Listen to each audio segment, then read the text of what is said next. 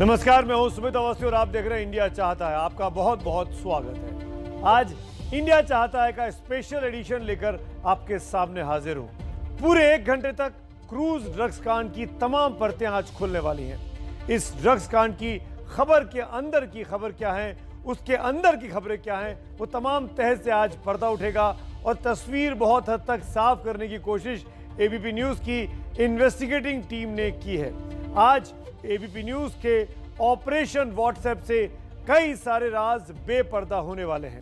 तो आज सबसे ज्यादा इंडिया यही जानना चाहता है कि समीर वानखेड़े क्यों महाराष्ट्र सरकार के मंत्री नवाब मलिक के आरोपों से भागे भागे फिर रहे हैं, जबकि नवाब मलिक बार बार कहते हैं कि वानखेड़े जवाब तो दो।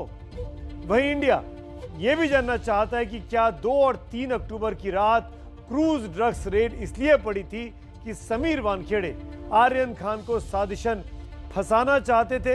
20% लोगों ने इस खबर को देखना चाहा है और 18% लोग इंडिया के ये भी जानना चाहते हैं कि आखिर एनसीबी दफ्तर में छापे के समय क्या चल रहा था, उस रात की कहानी क्या है एनसीबी के दफ्तर के अंदर की। इन तमाम राज से आज पर्दा उठने वाला है। हम सीधे शुरुआत करेंगे अपनी बड़ी इन्वेस्टिगेटिंग स्टोरी ऑपरेशन व्हाट्सएप से, जो सिर्फ आपको एबीपी न्यूज के जरिए ही आप तक पहुंच रही है। आर्यन खान ड्रग्स कांड, ड्रग्स से होते होते अंडरवर्ल्ड और फिर अंडरवर्ल्ड से होते हुए अब दाऊद इब्राहिम तक जा पहुंचा है। इसके साथ ही इसके किरदार राजनीतिक भी होते जा रहे हैं। आज भी सुर्खियों में महाराष्ट्र सरकार में मंत्री नवाब मलिक और पूर्व मुख्यमंत्री देवेंद्र फडणवीस के आरोप प्रत्यारोप रहे। दोनों तरफ से आरोपों के लगातार बम फोड़े जाने का दावा किया जा रहा है। आज लगभग हर न्यूज चैनल ड्रग्स कांड के रहस्य की जगह इसी राजनीतिक नोकझोंक को दिखा रहा है।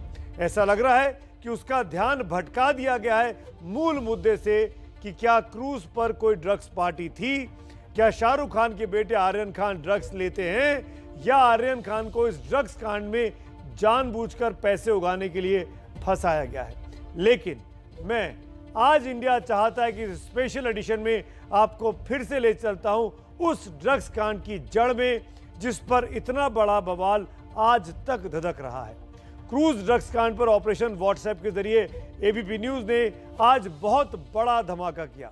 एबीपी न्यूज लगातार सुबह से आपके सामने प्रभाकर सेल के व्हाट्सएप चैट के जरिए वो सबूत रख रहा है जो ये साबित करने की कोशिश करते हैं कि इस मामले में बहुत सारा पैसा है और बहुत बड़ा गड़बड़ झाला है। दूसरे चैनलों पर आपको इतने गंभीर मुद्दे पर गाल बजाने वाली बहस जरूर दिख रही होगी, लेकिन एबीपी न्यूज अपनी खोजी पत्रकारिता की एक शानदार मिसाल आपके सामने पेश कर रहा है। आप इस तौर पर एबीपी न्यूज में ऑपरेशन का मतलब स्टिंग समझा जाता है, लेकिन एबीपी न्यूज के इस ऑपरेशन व्हाट्सएप में कोई स्टिंग नहीं है, कोई खुफिया कैमरा नहीं है, कोई हिडन कैमरा नहीं है, बल्कि ड्रग्स कांड के अंदर की बात को बाहर निकालने वाले व्हाट्सएप चैट सामने आए हैं। व्हाट्सएप चैट हमारे रिपोर्टर्स ने मेहनत कर हासिल किए हैं अपने कुछ अहम सूत्रों के मुताबिक, और ये जो व्हाट्सएप चैट अब से आप अगले 1 घंटे में देखने वाले हैं वो बहुत से राज से पर्दा उठाने वाले हैं और बहुत से लोगों को कटघरे में खड़ा करने वाले हैं। अब सवाल ये है कि समीर वानखेड़े पर नवाब मलिक ने जो आरोप लगाए हैं उनका जवाब समीर वानखेड़े क्यों नहीं देते। लेकिन उससे भी बड़ी बात यह है कि ड्रग्स कांड में जिस गोसावी को पंच यानी गवाह बनाया गया था उसके और उसके बॉडीगार्ड रहे प्रभाकर सेल के व्हाट्सएप चैट से वानखेड़े की मुसीबतें और ज्यादा बढ़ने वाली हैं। और इसके साथ ही ये सवाल भी उठ रहा है कि क्या आर्यन ड्रग्स कांड का ताना बाना कुछ लोगों की जेबें भरने के लिए बुना गया था, और छोटी मोटी जेबें नहीं, करोड़ों में इन जेबों को भरने की तैयारी थी। इन सारे सवालों का जवाब अब आपको मिलेगा, लेकिन पहले मैं आपको मेरे सहयोगी रौनक कुकड़े, जितेंद्र दीक्षित और मृत्युंजय सिंह की वो सुपर एक्सक्लूसिव रिपोर्ट दिखाता हूं जिसे देखकर आपके मन में भी सवाल उठेगा कि क्रूज पर रेड ड्रग्स के सफाई के लिए हुई थी या सिर्फ ये उगाही का कमाने का खेल था। आप भी देखिए कि क्या है ऑपरेशन व्हाट्सएप।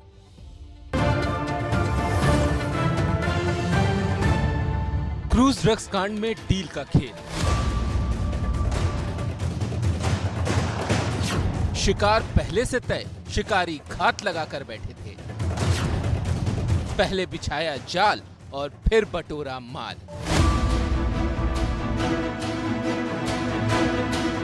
अब तक बात सिर्फ आरोपों तक थी। नवाब मलिक आरोप लगा रहे थे, प्रभाकर सैल बयान दे रहा था, आरोपों पर सफाई दी जा रही थी। लेकिन एबीपी न्यूज अब इस मामले के वो सबूत आपको दिखाने जा रहा है जो दूध का दूध और पानी का पानी कर देंगे। ड्रग्स केस में केपी गोसावी एंड कंपनी की पूरी कारस्तानी। हम आपको ये सबूत दिखाएं, उससे पहले इसमें आने वाले किरदारों के बारे में हम आपको बता दें। वसूली कांड का मुख्य किरदार है केपी गोसावी। ये वही शख्स है जिसने गिरफ्तारी के बाद आर्यन के साथ सेल्फी ली थी और वो वीडियो में किसी से उसकी फोन पर बात कराता दिख रहा था। ये शख्स खुद को प्राइवेट डिटेक्टिव बताता है और धोखाधड़ी के आरोप में जेल में है। दूसरा किरदार है प्रभाकर सैल। प्रभाकर गोसावी का बॉडीगार्ड है। इस केस में प्रभाकर न सिर्फ गवाह है बल्कि पूरी कार्रवाई के दौरान यानी क्रूज पर रेड से लेकर एनसीबी दफ्तर तक वो मौजूद था। तीसरा किरदार है समीर सालेकर जो एनसीबी का कर्मचारी है। अब हम आपको वो सबूत दिखाते हैं। ये सबूत है प्रभाकर सैल के व्हाट्सएप चैट। तो शुरुआत करते हैं उस तारीख से जब समीर वानखेड़े के नेतृत्व में एनसीबी की टीम ने कॉर्डेलिया क्रूज पर छापा डाला। तारीख 2 अक्टूबर 2021। प्रभाकर सैल ने अपने हलफनामे में दावा किया है कि एनसीबी की रेड से पहले लोगों की पहचान कर ली गई थी। बाकायदा जाल बिछाकर इन लोगों को पकड़ा गया। मुख्य तौर पर उसने अपने एफिडेविट में इस बात का भी दावा किया है कि केपी गोसावी ने कई लोगों की फोटो व्हाट्सएप के जरिए उसे भेजी थी। अब जो बात प्रभाकर सैल कह रहा है उस पर मुहर लगा रहा है उसका ये व्हाट्सएप चैट जो 2 अक्टूबर की दोपहर 1:23 का है। आपको बता दें कि क्रूज में रेड के वक्त केपी गोसावी और प्रभाकर सैल एनसीबी टीम के साथ मौजूद थे। ये वो तस्वीरें हैं जो प्रभाकर सैल को गोसावी ने भेजी थी। ये उन 10 लोगों की तस्वीरें थी जो क्रूज पर चढ़ने के लिए आने वाले थे। गोसावी का आदेश था कि ये लोग अगर क्रूज पर ग्रीन गेट से जाते दिखें तो सैल उन्हें तुरंत खबर दे।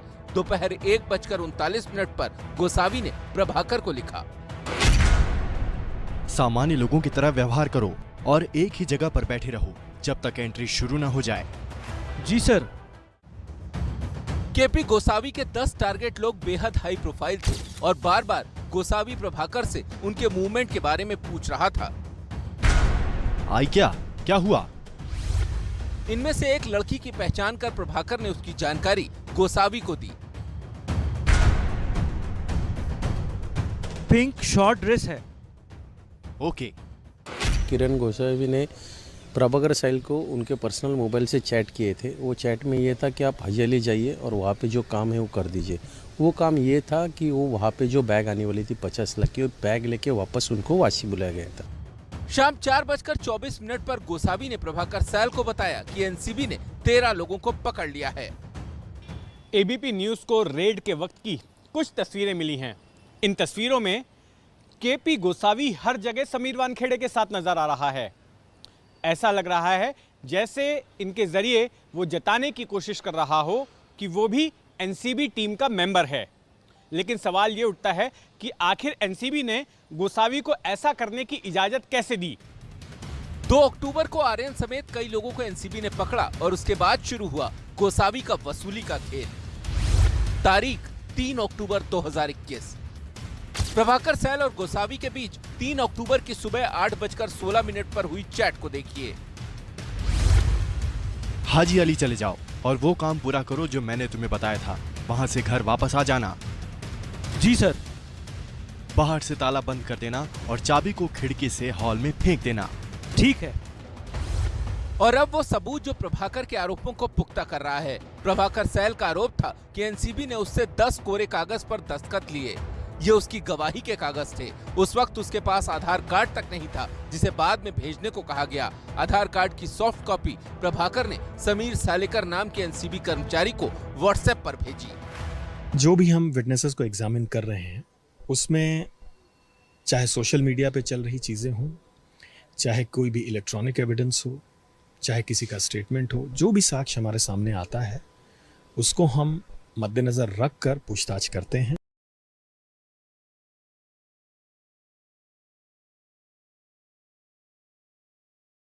अब ये तय हो सकता है कि समीर वानखेड़े की भूमिका क्या है। मैं कुछ नहीं कह सकता। गोसावी और उसके बॉडीगार्ड रहे प्रभाकर सैल के व्हाट्सएप चैट ड्रग्स केस की थ्योरी को पूरा बदलते हुए हमारे इस बड़े ऑपरेशन व्हाट्सएप में दिखाई देते हैं। मेरे सहयोगी रौनक कुकड़े के इस एक्सक्लूसिव खुलासे से एनसीबी के जोनल डायरेक्टर समीर वानखेड़े और भी सवालों और विवादों में घिर से गए हैं। इस ऑपरेशन व्हाट्सएप से जो खुलासा हो रहा है उसको देखकर तो यही लगता है कि ड्रग्स छापे के नाम पर उगाही रैकेट चल रहा था। फौरी तौर पर एक ही बात समझ में आती है कि ये सब आपस में मिले हुए थे। यही गोसावी, यही समीर वानखेड़े, यही सैम डिसूजा, ये सब मिलकर कोई उगाही का रैकेट जैसे चला रहे हो। अपनी आज की इस लीड स्टोरी पर मेरी राय बहुत साफ है। अब समीर वानखेड़े को इस उगाही रैकेट का पूरा सच कैमरे के सामने आकर बताना चाहिए, क्योंकि सवालों के घेरे में सबसे अधिक समीर वानखेड़े हैं। वो एक जिम्मेदार पद पर बैठे हुए हैं और कहीं ना कहीं कहानी के हीरो से वो कहानी के विलन में तब्दील होते दिखाई दे रहे हैं। नवाब मलिक के आरोपों के बाद ये बात बहुत ज़रूरी है कि समीर वानखेड़े सामने आए और हमारे इस ऑपरेशन व्हाट्सएप से जो सवाल खड़े हुए हैं उनके जवाब दें। अगर आप मेरी इस राय से सहमत हैं कि समीर वानखेड़े को सामने आना चाहिए, पूरा सच बताना चाहिए, तो आप मिस्ड कॉल दीजिए 7823944001 पर। और अगर आप असहमत हैं तो आप कहिए मिस्ड कॉल दीजिए 7823944002 पर। इस पूरे शो के दौरान आप अपनी राय मिस्ड कॉल के जरिए हमको भेजिए। शो के आखिर में अपनी राय पर आपकी राय कितनी आई है वो नतीजे भी जरूर दिखाऊंगा। और अब इसी पर बात करने के लिए आज, क्योंकि ये स्पेशल एडिशन है इंडिया चाहता है का, कुछ खास मेहमान भी हमने जोड़ने की सोची ताकि कहानी की कुछ जो परतें हैं उनको समझा जा सके। मुंबई से आर्यन केस में विटनेस पंच यानी गवाह, सरकारी गवाह फ्लेचर पटेल मेरे साथ जुड़ रहे हैं। अहमदाबाद से नारकोटिक्स कंट्रोल ब्यूरो के रिटायर्ड अधिकारी मुनीश भल्ला साहब मेरे साथ हैं। दिल्ली से मॉडल और फिल्म अभिनेत्री नुपुर मेहता मेरे साथ जुड़ रही हैं और रिटायर्ड ब्रिगेडियर सुधीर सावंत भी इस चर्चा में मेरे साथ शिरकत कर रहे हैं। आप चारों मेहमानों का इस स्पेशल एडिशन इंडिया चाहता है में स्वागत है। नुपुर मेहता, मेरा पहला सवाल आपसे है और मैं सीधे तौर पर पहले आपसे ही जानना चाहता हूं, इस पूरे ऑपरेशन व्हाट्सएप को देखने के बाद क्या आपको भी ऐसा प्रतीत हो रहा है, क्या आपको भी ऐसा लग रहा है कि कहीं ना कहीं एनसीबी के दफ्तर से उगाही का रैकेट चल रहा था और समीर वानखेड़े की देखरेख में चल रहा था, जैसा कि आरोप है?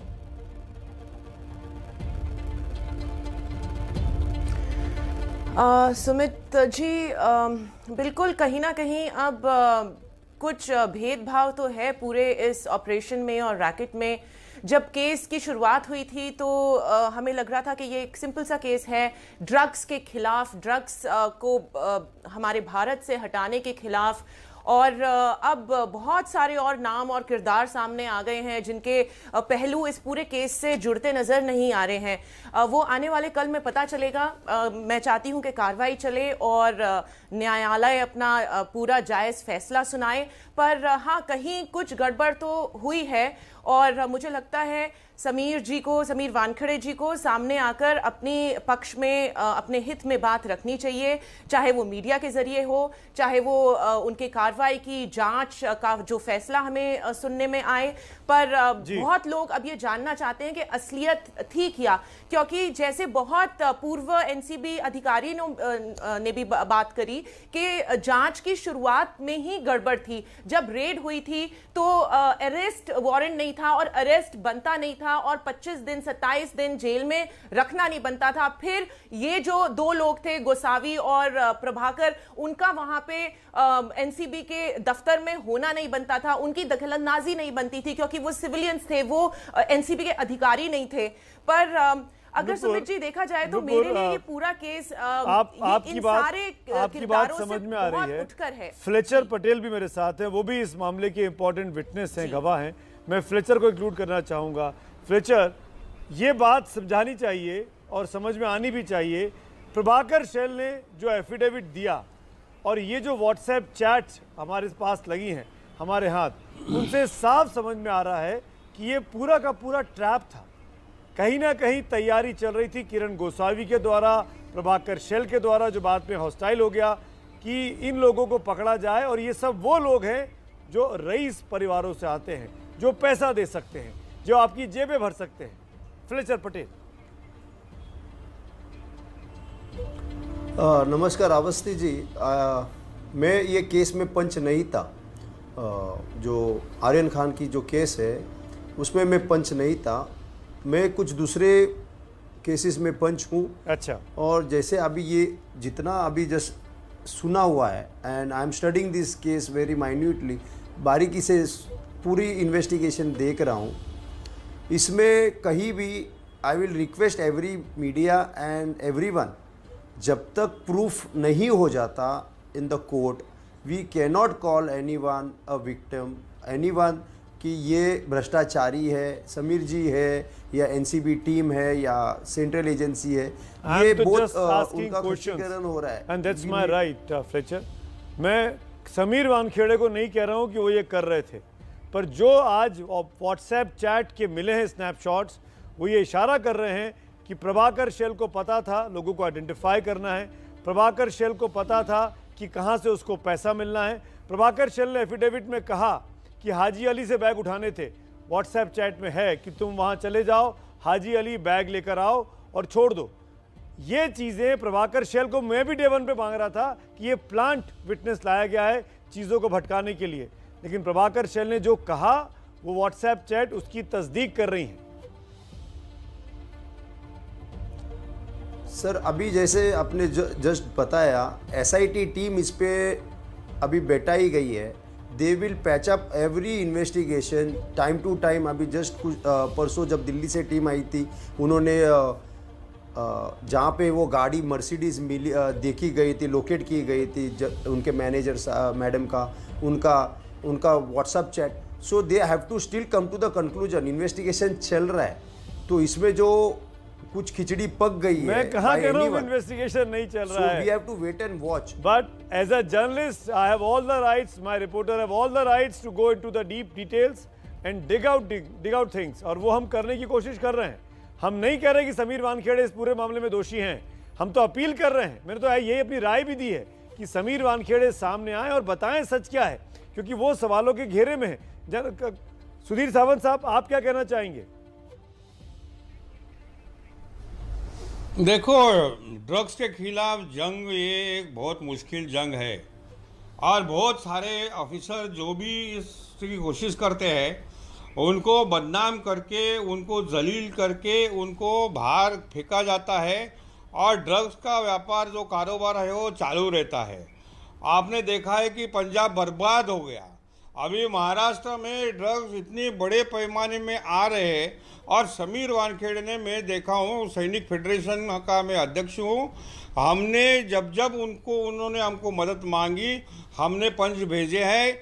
सारे फौजी है, सारे फौजी, पुलिस को हो, एनसीबी को हो, इनकम टैक्स को हो, हम लोग मदद करते हैं। क्योंकि क्या होता है, ये जो आपने देखा साहिल और गोसावी और जो भी आपने देखा है कि ये उनको आप नजदीक ले, रिलायबल विटनेस नहीं रहते हैं। मैं वही तो बोल रहा हूँ, आपने बिल्कुल मेरे मुंह की बात छीन ली सावंत साहब। यही तो मैं बोल रहा हूँ, जो किरण गोसावी किसी कीमत पर रिलायबल नहीं दिखाई दे रहा है अपने कंडक्ट में, चाहे वो खींचकर एनसीबी के दफ्तर में लाना हो अरबाज को और आर्यन को, चाहे वो सेल्फी खींचनी हो, चाहे वो वीडियो बनाकर लाइमलाइट में आने की कोशिश करना हो, इस किरण गोसावी को आप कैसे विटनेस बना सकते हैं?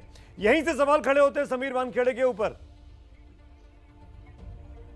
नहीं, ये बराबर है। उसका प्रॉब्लम कैसा होता है कि जो भी ऑफिसर होता है, चाहे क्राइम ब्रांच में हो, चाहे एनसीबी में हो, चाहे डीआरआई में हो, वो अपनी टीम खड़े करते हैं, और बहुत सारे जो तो आप अनवांटेड लोग हैं, आप ये कह रहे हैं कि ये इनकी टीम है लोग हैं। सावंत साहब, आप ये कह रहे हैं कि किरण गोसावी, सैम डिसूजा, भानुशाली, मनीष भानुशाली, ये टीम है समीर वानखेड़े की, जो नवाब मलिक ने इल्जाम लगाया है? नहीं, ये जाहिर है कि ये लोग जब अभी पंच थे या विटनेस थे, तो उनको किसी ना किसी कारण के वजह से लिया गया था। और ये साहब, आप समीर वानखेड़े की मदद करने की बजाय उनको फंसा दे रहे हैं। आप समीर वानखेड़े की डिफेंड करने की बजाय उनको फंसा दे रहे हैं सावंत साहब। जो है, जो है मैं बता रहा हूँ, ये सब अनरिलायबल लोग होते हैं, इसलिए बिल्कुल उन्होंने हमको ठीक। रिक्वेस्ट मोनीश किया भल्ला, आप कि इसी पॉइंट जो पे फौजी है, इंपॉर्टेंट फौजी- बात की, क्योंकि आप फौजी हैं सावंत साहब, तो ये बात आप कह रहे हैं इसके बहुत मायने हैं। मोनीश भल्ला साहब, आप तो एनसीबी के अधिकारी हैं, मैंने सुना, आप भी सुन रहे हैं पूरी बात को। ऐसे में किरण गोसावी जैसे व्यक्ति को आपको लगता नहीं कि वो जो उसने सेल्फी खींची आर्यन खान के साथ, वो जो वीडियो बनाया बातचीत करते हुए, इसने पूरे मामले को सत्यानाश कर दिया? सुमित जी, आपका आज का विषय भी बहुत इंटरेस्टिंग है और इसीलिए आपके चैनल पे आज मैं हूं, क्योंकि आपने एक ब्रेकिंग न्यूज दी थी। और जो ब्रिगेडियर साहब बता रहे हैं उसमें थोड़ी सी बात को मैं ऐड करूंगा। उन्होंने जहां बोलने, शायद वो कुछ बोलना कुछ आ रहे थे, बोल कुछ गए, मैं बड़ा क्लियर बताता हूं। एनसीबी या कोई भी ऐसी ऑर्गेनाइजेशन में जब विटनेस की बात होती है तो विटनेस को बहुत ही सोच समझ के लिया जाता है, यानी कि उसके क्रेडेंशियल्स को देखा जाता है। हम लोग ज्यादातर, जैसे इन्होंने बताया कि फौजी हैं और ये लोग विटनेस में आते हैं, हम लोग जब अपना काम करते थे तो विटनेस ज्यादातर कभी कोई सरकारी ऑफिसर, कोई सरकारी टीचर, कोई रिटायर्ड पर्सन, उसके क्रेडेंशियल्स देखे जाते थे। बिल्कुल। इट इज वेरी अनफॉर्चुनेट कि ऐसे केस में ये जो गोसावी जैसे लोग हैं, जो अब लग रहा है कि वो खुद ही अपना कुछ गेम कर रहा था, कुछ फ्रॉड टाइप काम कर रहा था, जब आप ये पूरी इन्वेस्टिगेशन खत्म होगी तो कहीं ना कहीं मुझे लगता है कि इसमें गोसावी अपनी गेम कर रहा था, जो शायद किसी ऑफिसर के साथ कोई लेना देना नहीं था। हो सकता है। मैं जानता हूं डिपार्टमेंट्स में क्या होता है, कई बार ऐसा होता है, not only in government offices, सरकारी ऑफिसेज में, मिनिस्ट्री में आप देखो ऐसे लोग होते हैं जो किसी को बोलते हैं मेरी इसकी पहचान है और मैं काम करवा दूंगा। बिल्कुल ठीक बात है, बिल्कुल ठीक बात है भल्ला साहब। और इस बात को मैं पूरी जिम्मेदारी से ये अंडरलाइन करना चाहता हूं कि किरण गोसावी, सैम डिसूजा, जो लोग खुद किसी ना किसी मामले में सवालों के घेरे में रहे, जो आरोपी थे, जिन पे पुरानी एफआईआर चली रही, उन लोगों को चुनना समीर वानखेड़े के द्वारा, वो पूरे इन्वेस्टिगेशन पर सवाल खड़े कर रहा है। और शायद इसीलिए मैं आऊंगा आपके पास भल्ला साहब, नूपुर जी और बाकी दो मेहमानों के पास, ये एक कहानी और आगे की दिखाना चाहता हूं, क्योंकि वो जो व्हाट्सएप चैट केवल नहीं है, उस दिन के कुछ स्टिल पिक्चर्स भी हमारे रिपोर्टर्स के हाथ लगे हैं। उस रात 2 और 3 अक्टूबर की दरमियानी रात एनसीबी के दफ्तर में क्या हो रहा था, वो देख लेते हैं और फिर इस चर्चा को मैं आगे बढ़ाता हूं। आज इस पूरे मामले को लेकर ये बात बतानी बहुत जरूरी हो जाती है इस वक्त में कि आखिरकार क्या हो रहा था 2 और 3 अक्टूबर की दरमियानी रात को। आइए, गोसावी और प्रभाकर सैल का जो व्हाट्सएप चैट है, वो किस तरीके से एनसीबी के कामकाज पर और खासकर समीर वानखेड़े के ऊपर सवाल खड़े करता है, उस पर एक नजर डालते हैं। 2 अक्टूबर को कॉर्डेलिया क्रूज पर कौन कौन आने वाला है, इस बात की जानकारी एनसीबी को पहले से थी। प्रभाकर सैल का दावा है कि जानबूझकर लोगों को पकड़ा गया और फिर शुरू हुआ वसूली का खेल। लेकिन ये कहानी यहीं शुरू नहीं हुई। इस प्लान का पहला हिस्सा सितंबर के आखिरी हफ्ते में शुरू हुआ था, वो भी मुंबई में नहीं, अहमदाबाद में। प्रभाकर के हलफनामे के मुताबिक 27 सितंबर 2021 को इनोवा से गोसावी अहमदाबाद गए। मुझे वाशी में ही रहने को कहा। अहमदाबाद में गोसावी, मनीष भानुशाली और सुनील पाटिल एक ही होटल में रुके और यहीं पर मिली क्रूज पार्टी की टिप कि 1 तारीख को मनीष भानुशाली, मैं और किरण गोसावी वहाँ पे एक ऑल ईलोगिया होटल में रुके थे। कहाँ पे, ये कहाँ है? ये अहमदाबाद में। मनीष भानुशाली ने 8 बजे बोला कि भाई नीरज यादव ने मनीष भानुशाली को फोन किया। अब भाव के साथ है तो बोलता है एक टिप आई है मुंबई में कार्डेलिया क्रूज पे, एक बड़ी पार्टी होने वाली, ड्रग्स पार्टी होने वाली है। तो मनीष भानुशाली ने फोन कर, आप कांटेक्ट निकालो एनसीबी से कांटेक्ट। मेरा कोई कांटेक्ट नहीं है, हाँ बट सैम डिसूजा करके था जिसको मैं 1 साल से जानता हूँ, उसका वो एक मैटर था तो उसने मुझे कॉल किया था। शाम को जानता था मैं, एनसीबी से उसके काफी अच्छे रिश्ते थे। सुनील पाटिल वो शख्स है जिसे बीजेपी नेता मोहित कंबोज ने एनसीपी का नेता और क्रूज कांड का मास्टरमाइंड बताया था। सुनील पाटिल सैम डिसूजा को 1 तारीख को व्हाट्सएप किया।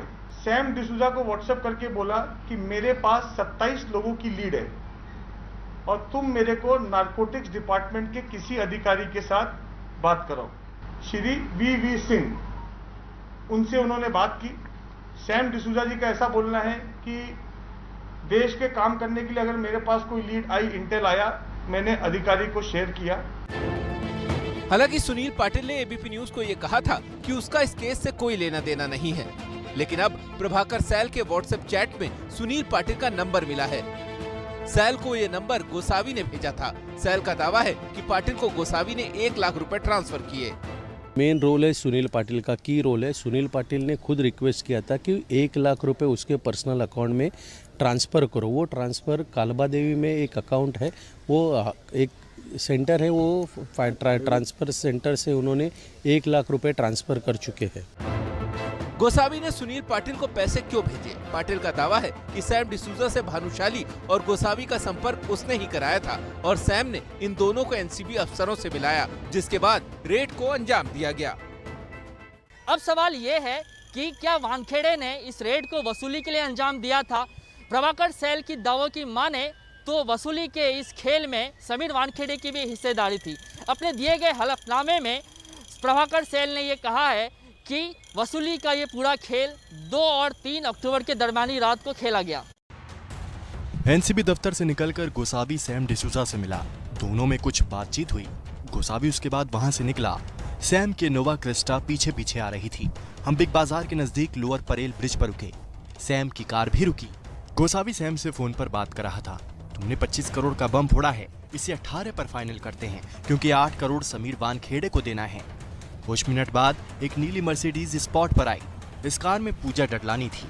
गोसावी और पूजा डडलानी ने मर्सिडीज में बातचीत की। प्रभाकर सैल का दावा है कि डडलानी, सैम और गोसावी के बीच बातचीत करीब 15 मिनट तक चली। उसके बाद गोसावी ने इंडियाना होटल से उसे 50 लाख रुपए लाने को कहा।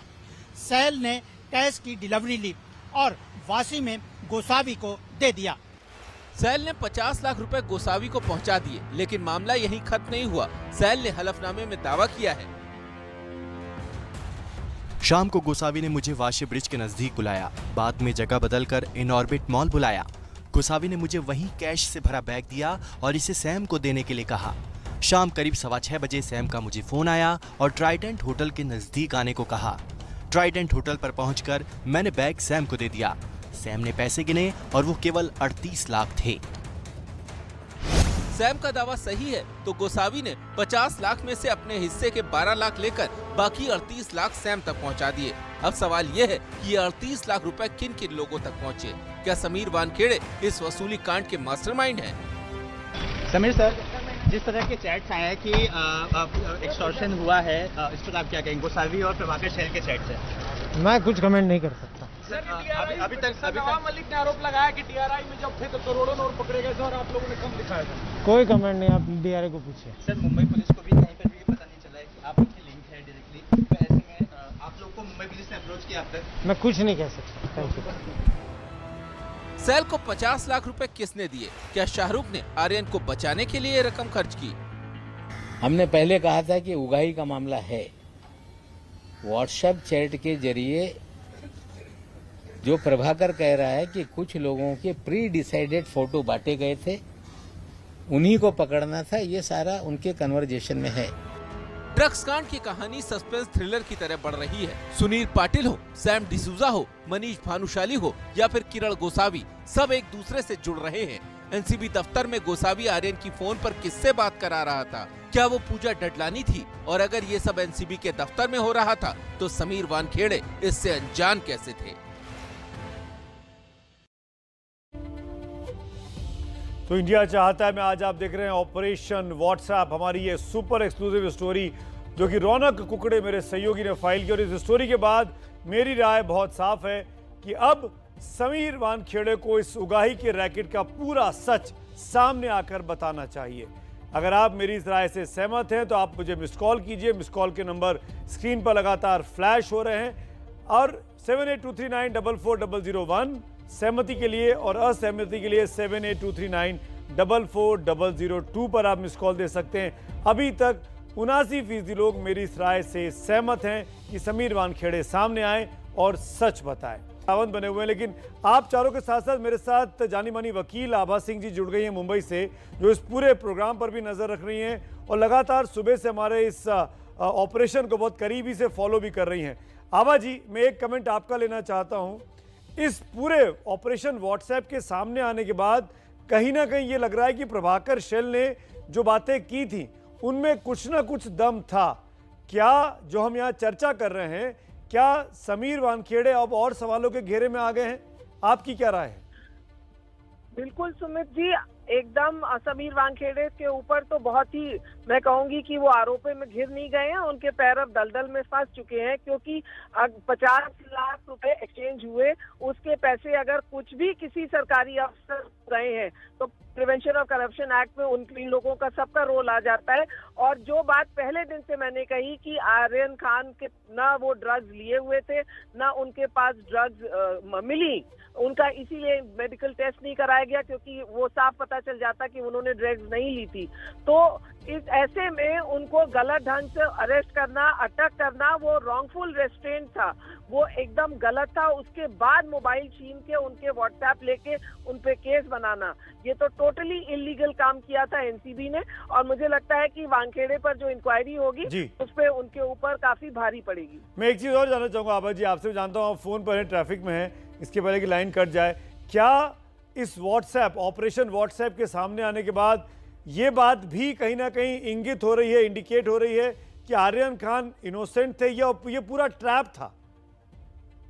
बिल्कुल, आर्यन खान के पीछे लोग लगाए गए और जिस तरह से एनसीबी का आप पुराना रिकॉर्ड देखिए, रिया चक्रवर्ती को झूठा फंसाया, व्हाट्सएप चैट में दीपिका पादुकोण को बुला के जिस तरह से मीडिया ट्रायल किया, इनको मजा आने लग गया था बॉलीवुड वालों को अपने दरवाजे पे खड़े करने का, और इसलिए ये लोग इस तरह से बेखौफ होके काम कर रहे थे। तो मुझे लगता है इनके ऊपर डिसिप्लिनरी एक्शन होना चाहिए। और मैं आपके चैनल को, एबीपी को तारीफ करना चाहूंगी, काबिले तारीफ आपने जो ये पूरा व्हाट्सएप सामने लाए हैं, और ये व्हाट्सएप के साथ अगर सर्कमस्टेंशियल एविडेंस मिल रही है, अगर वो उस होटल के पास में कॉल रिकॉर्ड्स मिल रहे हैं, पैसे का ट्रेल मिल रहा है, तो ये साफ दिखाता है कि ये करप्शन था और ये एक्सटॉर्शन था। ये एक्सटॉर्शन का रैकेट जो चल रहा था अब एक्सपोज हो रहा है। और आर्यन, बिल्कुल आर्यन पे अगर कानूनन मैं कहूंगी, अगर उन्होंने ड्रग्स उनके पास बरामद नहीं हुई और उनके मेडिकल टेस्ट में ड्रग्स नहीं मिली, तो आप कैसे कह सकते हैं कि वो ड्रग एडिक्ट है या ड्रग्स ले रहे थे? उस वक्त वो निर्दोष थे। बिल्कुल, और शायद इसीलिए आर्यन खान का कोई मेडिकल एग्जामिनेशन भी उस रात को नहीं करवाया गया। शुक्रिया आभा जी। मैं बाकी मेहमानों के साथ इस चर्चा को आगे बढ़ाता हूं। Brigadier Sawant, up to you. हम वो तस्वीरें भी दिखा रहे हैं, आपने आभा सिंह का कमेंट भी सुना, हम वो तस्वीरें भी दिखा रहे हैं जो उस रात को अंदर के एनसीबी के दफ्तर की तस्वीरें हैं, जहां मनीष भानुशाली और किरण गोसावी समीर वानखेड़े साहब के साथ इतने कंफर्टेबली खड़े हुए हैं कि लगता ही नहीं है कि ये एक टीम का हिस्सा नहीं है। नहीं, अभी वो जो आपने दिखाया है वो तो सच ही है, मानना पड़ेगा, उसमें कोई दो राय नहीं है। लेकिन मेरा मुद्दा सिर्फ एक है कि अभी ये आर्यन खान के केस पर फोकस हो रहा है क्योंकि एक स्टार का लड़का है, और चाहे गलत हो या सही हो वो तो पता चलेगा, ही केस चलने वाला है। बट बेसिकली कैसा है कि समीर वानखेड़े ने पैसा लिया है, मैं नहीं मान सकता हूँ कि अभी इतने ऑर्गेनाइजेशन में उन्होंने काम किया है और हर जगह मेडल मिला है, और 127 ड्रग ट्रैफिकर्स को उन्हें मुंबई में पकड़ा है। और अगर उनको पैसा चाहिए, क्या कमी है? तो फिर आर्यन खान का टेस्ट क्यों नहीं कराया? पैसा दे सकते हैं। फिर ब्रिगेडियर साहब, आर्यन खान का मेडिकल क्यों नहीं कराया? आपको क्या लगता है क्यों नहीं कराया गया? कराना चाहिए, वो कराना चाहिए। नहीं, बेसिकली फिर किरण गोसावी को वीडियो फुटेज क्यों निकालने दिया गया सावंत साहब? वो आपको इस केस के नतीजा आने पर पता चलेगा। अभी इन्वेस्टिगेशन भी इन पर चल रहा है। भल्ला साहब ने हाथ उठाया, गलत किया, सही है क्या? मैं समीर वानखेड़े के क्रेडेंशियल पर सवाल नहीं खड़े कर रहा हूं। हो सकता है कि उन्होंने पास्ट में बहुत ही अपराइट अफसर हो, बहुत ही अपराइट उन्होंने काम किया हो। इस पर्टिकुलर केस की बात कर रहा हूं जहां पर उन पर सवाल खड़े हो रहे हैं, and he needs to come in front, और हमका हमारे सामने सबूत देके बताएं कि उनका दामन बिल्कुल पाक साफ है। भल्ला साहब। सुमित जी, इसमें 2-3 चीजें हैं, मैं आपको जरा इस पॉइंट वाइज बताता हूं जी। एक, इस ऑफिसर जिनकी बात आप कर रहे हैं, उनका क्या कोई एक्सटॉर्शन में लेना देना था कि नहीं, एक एंगल आप ये बता रहे हैं। पर उसके साथ जो दूसरा एंगल है, जैसा मैं समझ रहा हूं कि Gosavi and the other team वो अपनी गेम कर रहे थे, ये ऐसा चैट्स में से भी दिख रहा है। एनीवेज, विजिलेंस इसका एंगल जो है वो विजिलेंस, डीजी विजिलेंस देख रहे हैं, और ये बहुत जल्दी सारी चीजें बाहर आएंगी। आपके चैनल पे भी आपने दिखाया कि विजिलेंस एंगल से देख रहे हैं। दूसरा पॉइंट, दूसरा पॉइंट आप लोग, भल्ला साहब, क्या कोई विटनेस जो पंच है, जो गवाह इस मामले का, वो एक्यूज को इस तरीके से पकड़ के लाने की उसको इजाजत होती है कि वो एनसीबी के अधिकारी करते हैं, कर्मचारी करते हैं? मैं आपको जी मैं आपको अपनी पूरी बात पूरी कर रहा हूं। मैं ये चीज काफी दिन से कई चैनल्स पे बोल चुका हूं कि जो कंडक्ट था, ये पर्टिकुलर विटनेस या ये informer cum witness, we don't know, हमें इतनी डिटेल्स पता नहीं कि इन्फॉर्मर भी यही था कि नहीं था, बट इसका जो कंडक्ट था और इसका जिस तरह से एटीट्यूड था, ये खुद एक ऐसी चीज है जो ऑफिसर्स को अपने एसओपी में हम ऐसी चीज को अलाउ नहीं करते। ये कहीं ना कहीं चूक हुई है, कहीं ना कहीं डेफिनेटली चूक हुई है, इसलिए आज ये बातें इतनी निकल रही हैं। बिल्कुल बिल्कुल। बहुत ज्यादा चांसेस हैं, इसमें मेरी बात पूरी करता हूं, मैं पूरी बात करता हूं। बहुत ज्यादा चांसेस हैं जब इन्वेस्टिगेशन पूरी होगी या विजिलेंस एंगल कि ये गोसावी या जो 3-4 और नाम लिए जा रहे हैं वो अपना काम अलग कर रहे थे, जिसका ऑफिसर से कोई लेना देना नहीं। ये बहुत बार देखा गया, आपको भी इतना एक्सपीरियंस है। मतलब आप ये कह रहे हैं कि Gosavi and Sam D'Souza was so influential कि वो एनसीबी के जोनल डायरेक्टर से बेहतर उनका कोऑर्डिनेशन था इस पूरे मामले में एक्सटॉर्शन का। आप देखिए सुमित जी, आप मेरी बात सुनेंगे तो मैं आपको पूरी बात बताऊंगा, एक एसओपी बताऊंगा क्या एसओपी है। ठीक है, एसओपी ये है कि जो विटनेसेस लिए जाते हैं उनका क्रेडेंशियल देखा जाता है। इस केस के अंदर ये चूक हुई है, पहली बात। ठीक है, जो मैं आपको बता रहा हूं, मैं कई चैनल पे बोल चुका हूं। ठीक है, दूसरा एसओपी ये है कि इन्फॉर्मर जो होता है या जो विटनेस होता है उसको कहीं मीडिया पे कहीं नहीं आता। इस केस के अंदर एक विटनेस जो मीडिया में आ गया आफ्टर फ्यू डेज, ये उसके बहुत से कारण हो सकते हैं, लालच, पैसा, डर, बहुत कुछ हो सकता है। ये बाहर निकलेंगी नुपुर, आपका टेक। नुपुर ने हाथ उठाया। भल्ला साहब, सॉरी मैं बीच में इंटरवीन कर रहा हूं। Nupur wants to say something. Bhalla साहब, गिव मी सम टाइम, और भी गेस्ट हैं जी। Nupur, you want to say something, आप कुछ कहना चाहते हैं? सुमित जी, मैंने सब लोगों की बातें सुनी, सब लोगों के अपने ही आरोप है। ठीक है, उनकी अपना ओपिनियंस हैं, पर मैं ये कहना चाहूंगी कि ये मतलब सब लोग आके मीडिया में अभी समीर वानखेड़े को एज अपराधी बनाने जा रहे हैं, उनको अपराधी घोषित कर रहे हैं सब लोग।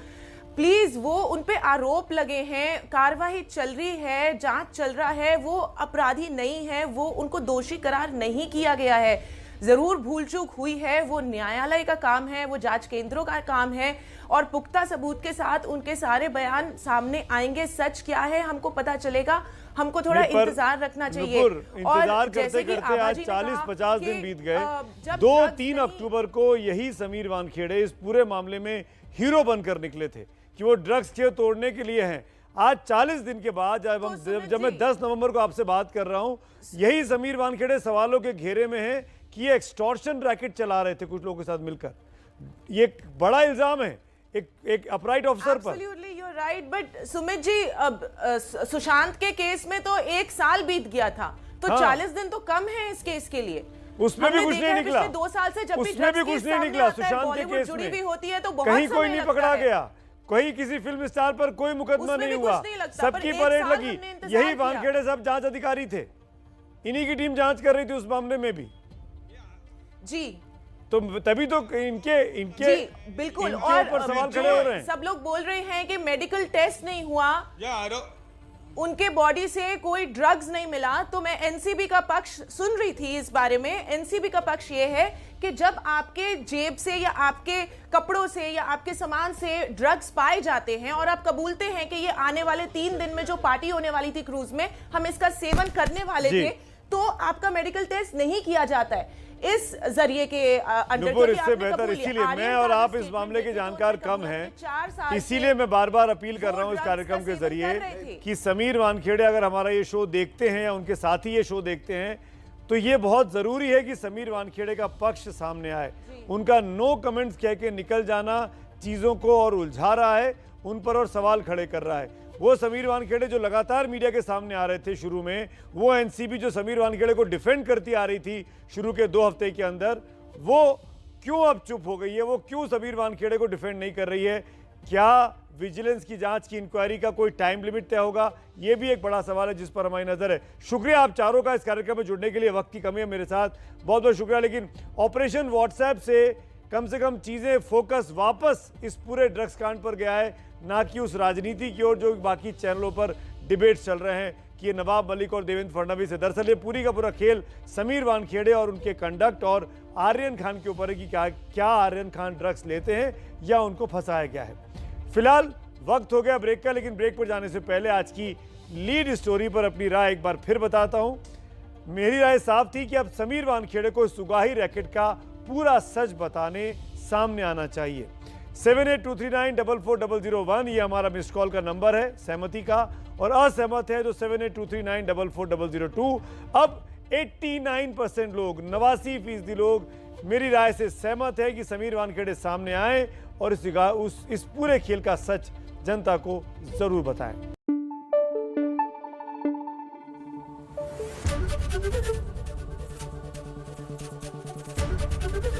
एबीपी न्यूज आपको रखे आगे।